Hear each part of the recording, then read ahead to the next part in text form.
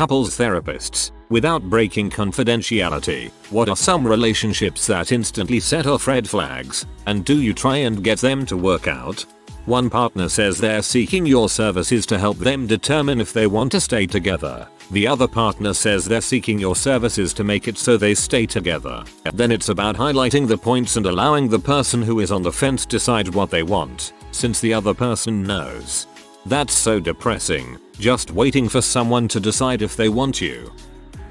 I'm not a therapist, but my therapist straight face told me that there are worse options than divorce. Got divorced and it was the best thing that happened to me.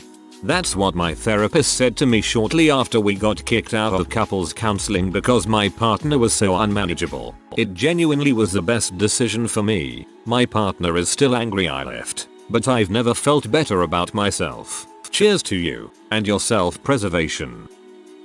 I saw a couple that was doing retaliatory cheating and telling each other about it. When they got through their anger, they decided to call a truce and made peace. With their level of emotional maturity, I doubt it lasted. I don't know if I helped them or prolonged their suffering. It was their decision to come to counseling, so I think it was the help they wanted. Other clients realize what they really want is divorce counseling.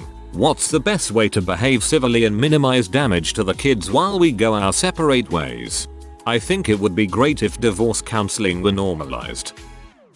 People who approach therapy with the idea that they must convince the therapist that they're right and their partner is wrong. Almost like they're complaining to a parent or boss to have them sort out the problems. Yes, my patient wanted me to pick a side and complained about the partner every single time. When I pointed that out, that person just said, "You don't understand." Contempt. When I experience true contempt from one in the relationship, I know it is usually over. Look towards a peaceful ending at that point if possible. Contempt, one of Dr. John Gottman's 4 horsemen predictors of divorce, along with criticism, stonewalling and defensiveness.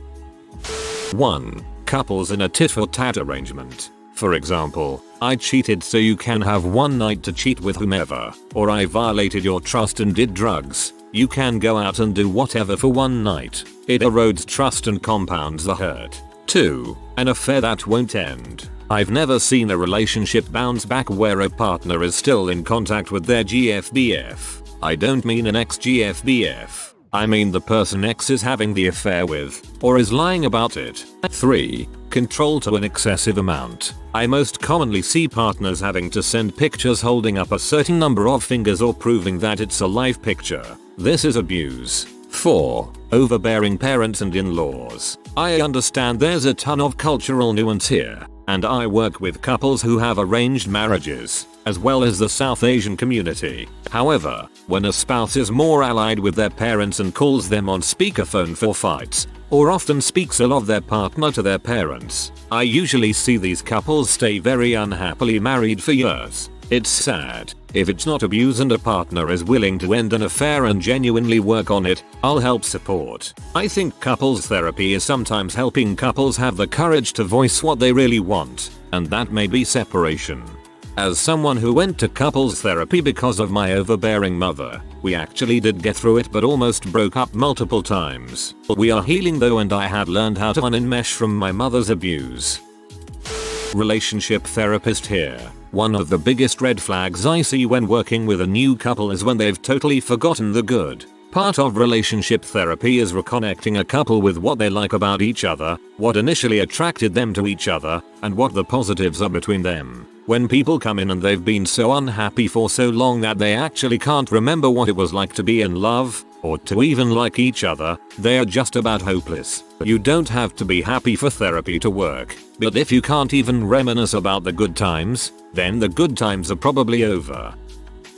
When I see a couple in which one or both of the members are seeking to change something fundamental about the other person, we process where the need for the change comes from and the person with the issue evaluates whether it's a deal breaker for them or not. We work on acceptance and tolerance of others. I also recommend my couples are also in individual therapy on their own. It's very easy to work out when one person knowingly prioritizes their own wants and needs over their partner's. Relationships like this are often doomed because the person simply doesn't care enough to make any meaningful change. Not my client. but I had to watch as my own roommate dealt with her fiance. He was A. Controlling her physically, activities, financials. B. Continuously dismissing her feelings, assessments, opinions. Fiance would revert to baby talk, speaking to roommate like she was an uneducated child. Daddy knows best type of gaslighting garbage. C. Trying to hide his narcissistic tendencies behind his good church boy exterior. This was all happening in my condo while she was waiting to move out and marry him. I usually tried to stay out of their issues, but one afternoon I softly encouraged her, saying I agreed with her an argument I'd witnessed earlier in the day. She came back that night after the fiancé convinced her that I was jealous and was trying to break them up so I could have him. She barely talked to me again until she moved out. Sadly, they did get married, have 2 kids, and she's a completely isolated stay-at-home mom. I don't even want to imagine what it's like for her at home.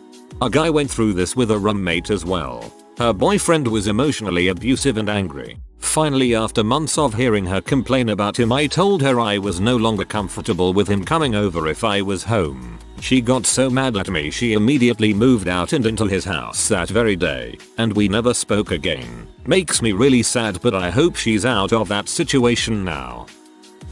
Someone else's response made me think of this one. When a partner raises objection to meeting with me individually. During the first session I share that during assessment I like to meet with them both together and once each individually. Occasionally I'll have partners who suddenly become very critical or suspicious about this, asking why I do that, and is it ethical, and the classic I've never heard of a marriage counselor doing that before. It goes beyond curiosity or simply inquiring about practice. There is an incredulous and almost panicked tone to it, and sure enough, every single time, they turn out to be some variation of controlling, manipulative, abusive.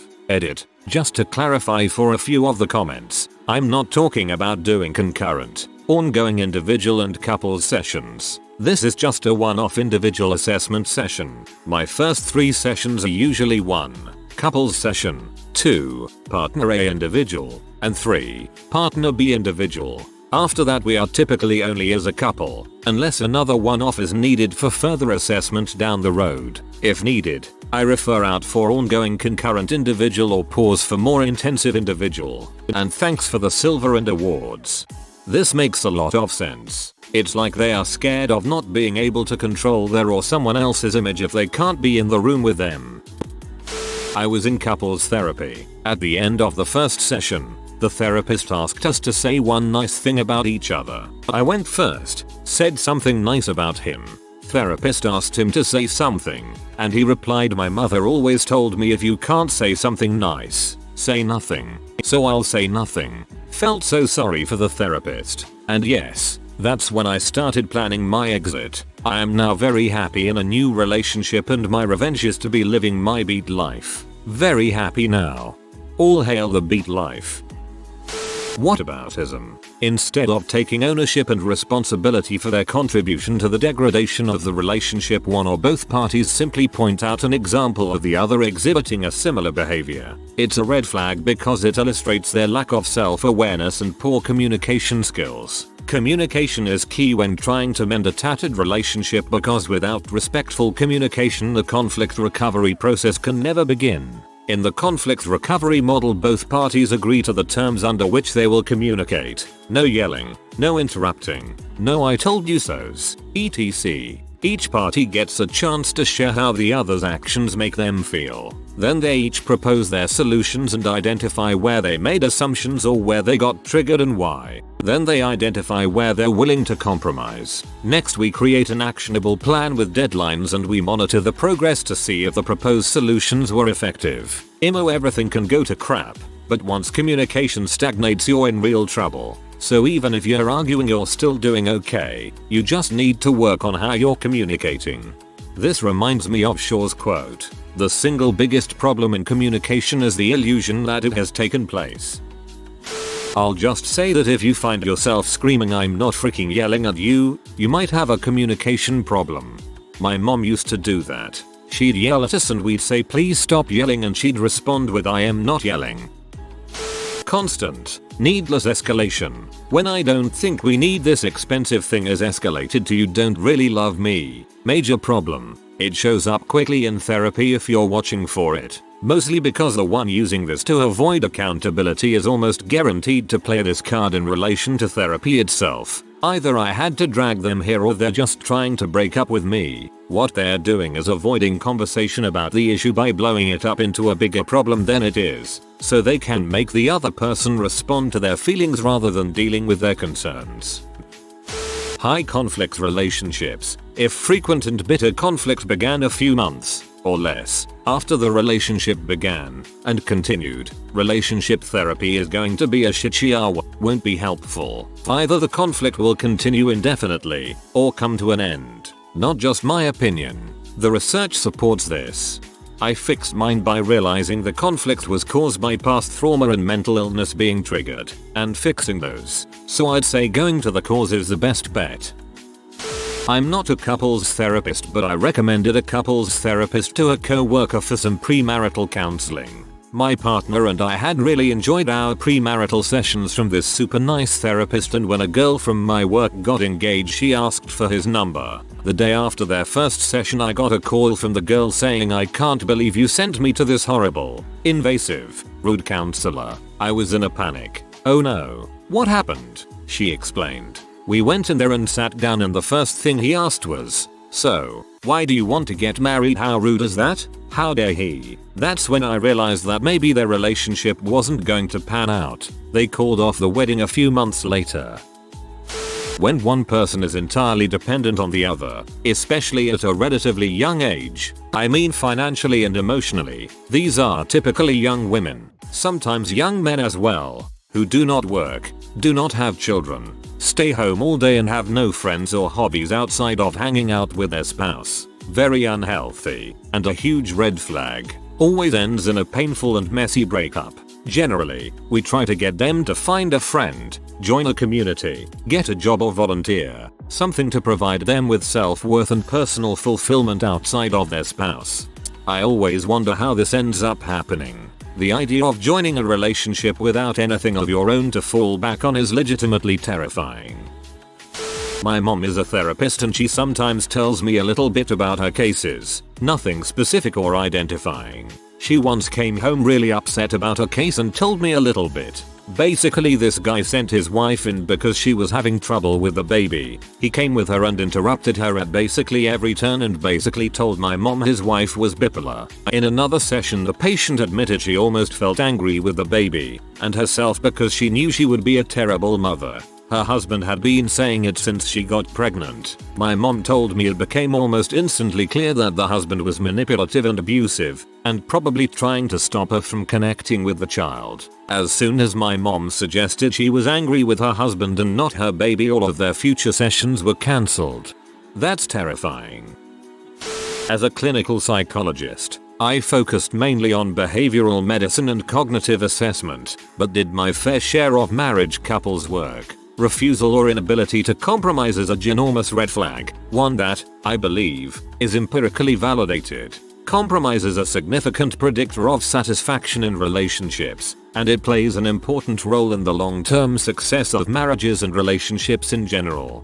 I feel a lot like that was my first marriage. You can't have one person doing all the compromising all the time. It just destroys everything. He also wouldn't let me see a therapist though, so I had no idea how toxic and controlling his behavior was. I'm reading through these as a mental checklist to keep in check my own actions, not just my partner's. Thanks everyone for sharing. I'm an MFT, marriage and family therapist, and for me, an unofficial litmus test is when I ask at some point in the first few sessions how the couple met. If there is absolutely no positive affect from either person, no one even cracks a smile, or they just give me a single sentence answer, "We met at a party," that's usually a signal they've been so unhappy so long, or the conflict is so overwhelming that they can't access those good warm fuzzy feelings from the beginning. I partly wanted to do this job because I'm a romantic at heart and love hearing real love stories, and for the most part, hearing about their first few months together is an actually fun and illuminating part of therapy. Only a few times have I seen the flat or no effect couples, and it breaks my heart every time. I remember learning in grad school that most couples who come for therapy have lived unhappily for an average of 7 years before trying to get help. They come for that first session, and if they aren't cured after that, most think that therapy doesn't work and don't come back. To anyone who may be considering individual or couples therapy as a result of this thread, go for it, and be prepared for it to take some time and energy from you and your therapist. I'm a therapist, new at a couples counseling, but one of the flags I've seen is one person digging their heels in and not accepting any feedback or suggestions. Then that person tells me and partner that they are trying. I called him out on it, said that he needed to evaluate what he's willing to do and not do. Needless to say, didn't hear back from them. Another weird one is separating without a plan. All that's gonna do is teach you how to live without each other emo. I would ask them, okay, how do you know when the separation works? I don't know. When I start missing them, I guess, is what I typically hear. My mom is a couples therapist, and she says there are some people that she has told you're not going to work out on the first couple sessions. Our therapist told my ex that, based on our several months of sessions, nothing I did would be good enough for him. She was not wrong. All these responses have made me so much more grateful for my younger sister, who pestered me until I was in tears of anger to leave my ex. Within a week I could see how much better my life was without him. I'll never be able to tell her how much it means to me that she was ready for me to hate her, as long as it meant I was away from him. She might get the idea if you say it just like that. Like, wow, Alicine0Z can't even describe how much it meant. That means it meant a lot, unless your sister isn't with us anymore and that's why you can't tell her, in which case. Good question. I doubt I have much to add that others haven't already said, but the biggest one I notice is respect. Respecting space, boundaries, feelings, interests. Relationships are also important, and lack of respect by either person for the other is going to mean big problems. I would definitely try to help them work through it, but it's hard to point out to someone that something they are doing is hurting the other. Which leads to my second red flag, lack of communication. LOL. Obligatory, not a therapist but my own experience in therapy. My wife and I, separated now, went to couples counseling where it was a husband-wife counseling team. I thought that would be great, since it may help us open up more having a member of both sexes there. My wife was hesitant about couples counseling, but agreed to try it. We had our initial session together and it was cold and difficult, as expected, and my wife said she still wanted to leave, but they convinced her to try a few more sessions to see if anything clicked as we opened up. We had an individual session the next time, and I thought it went fantastically. I gained a completely different understanding of intimacy, not sexual, but emotional and relational, and I was jazzed to start working at putting it into practice. My wife came out with tear stains and sat in her car crying before she finally left for home. We drove separately because she was coming from work and I from home. Our next appointment was another individual session. The male counselor and I were talking again, and he started digging into my expectations and desires in the relationship, what I loved about wife, etc. He point blank asked me, do you feel wife is a good match for you in life, and that you want to continue this relationship? And I was a little off put, but figured yeah, it's probably a good thing to establish that right off the bat. So I answered emphatically yes, and he just looked heartbroken and so very sad. I knew pretty well right then that we were toast. Wife admitted her affair the day before our next session and left. The ending was difficult to read. I'm sorry to hear that. Just remember, her affair isn't a reflection of your value. Hope things are moving in a better direction for you. Welp, they used them together on a regular basis. They continued to cheat on one another, fighting in front of their kids, cheating in front of their kids, and oh wait, in front of their kids. When doing couples work, your client is the relationship itself, not person A or B. So of course we try to work it out, even knowing in our head there's no way in Fucksville will these toxic mfs ever work this out. And believe me, I tried. I tried so hard, until this thing happened that I will never forget and tell my students about all the time. Person B was like, why don't you tell him, me, about you sleeping with your NBF? Quick note, I'm black and will type this word out to illustrate the hurt this word can cause. At that point I was just like, nah, frick this. My dissertation was finished. I had maybe a month left at this spot before leaving the state. I just told them that we're done today and advised them to seek another therapist at the front desk because I was no longer able to accommodate them. Told the boss and I was Gucci. Really, I just wanted to reach over and slap the absolute crap out of dude. Other instances where the typical one person wants to save the relationship while the other person is halfway out the door. It's really depressing actually because you feel for that individual and they are trying, but that other person has other plans. Many of the times the other person was actively cheating and the spouse either knew, or that person would tell me low-key after the session. I hated couples counseling. Y'all never came to me as a first step, only a last resort. Boundary violations. Testing boundaries a little bit is okay, but repeatedly violating boundaries is a big red flag. I work a lot with people who have left abusive relationships and often they doubt they ever will date again and eventually want to. We work on their personal boundaries, but I also suggest some easy boundaries to have and how they can help. Boundary 1. Maintain your routine. If you go to bed at 9 PM and wake up to work out at 5 AM, maintain that. A decent person will respect that. A non-decent person will try to bulldoze through it. It might look like or stay up talking with me. I'm lonely. It's romantic to talk all night. If you aren't a teen, it isn't cute. It actually makes you too tired to be able to be present and critically reflective of the relationship. If they are teasing and making fun of your routine, you probably don't have the same values. It isn't about who is right or wrong. You probably aren't on the same page. Boundary 2. Cultural trend here is to move in together within a month, so might not apply elsewhere so much. For almost 6 months, don't get together more than 3-4 times a week. This boundary helps you to preserve your you-ness. It gives you time for your interests and friends. It very quickly flushes out insecurities or controlling behavior in a potential partner. Other good ones to pay attention to are cute things that violate a boundary. Hey, I have my kids this weekend, so no in-person time and I will only spend time on my phone after the kids go to bed at 8, and guess what, the person cutely surprises you with a coffee. I'd give this one a one-time pass. Thanks for the coffee. Sorry I can't have you in. I'm not ready for you to meet the kids. etc. The person's response to being called out tells you so much. Folks, knowing your boundaries, knowing how to set them and knowing how to maintain them are so very important to your own personal well-being. Also learn how to respect other people's boundaries. Boundaries don't have to be permanent. They can change, but they can change because someone has earned it or lost it. Saying directly to each other, I don't love you. I am just here to try and like you enough to stay together. And the other person replaying with good, we can do that. Partners refusing to listen, absolutely deafening themselves to certain explicit statement, active physical abuse and each person admitting it and trying to be okay with it, name calling in session and when I intervene they both get mad at me, complete disrespect and true contempt with each other, yet refusing to accept their relationship is over. I could keep going. These are obvious red flags. Gottman's research does a good job of answering the opposite of this question. He studies what factors predict a couple will stay together. He has like 90% accuracy. LOL at the both getting mad at you thing. That's crazy.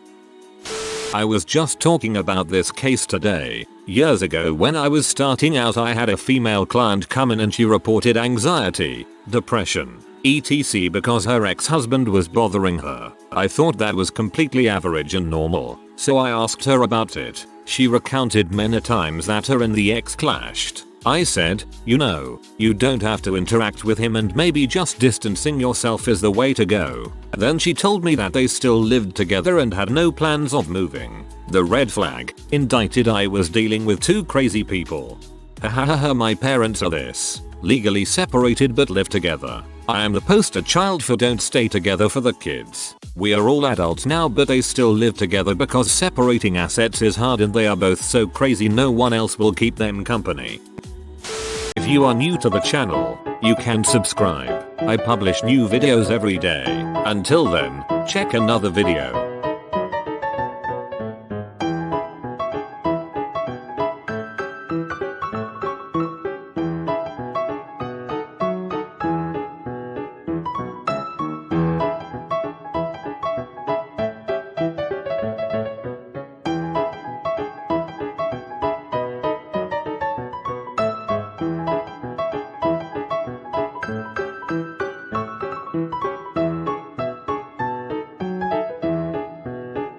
Bye for now.